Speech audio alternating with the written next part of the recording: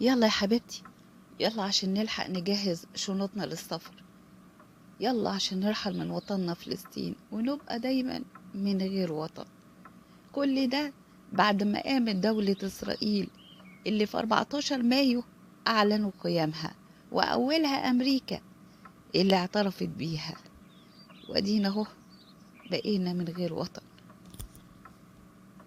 الأغرب يا أختي إن تاني يوم على طول، يوم 15 مايو سنة 1948، جت الجيوش العربية بتحاول تنقذ فلسطين، لكن ما كانتش منظمة ولا كان ليها أي تخطيط، وما كانتش تحت قيادة حكيمة، وللأسف كانوا مختلفين. وده كان سبب كبير جدا لهزيمتهم، لأنهم ما كانوش متدربين كويس.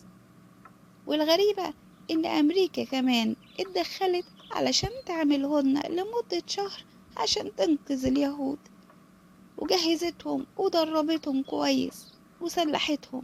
وهنا كانت المصيبة، انهزمنا هزيمة ساحقة جدا عمري ما تخيلتها، وخسرنا بعدها فلسطين.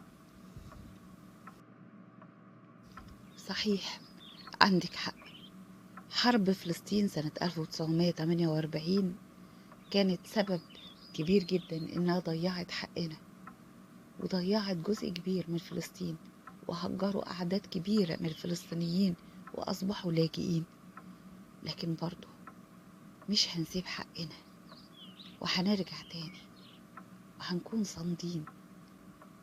والأيام دول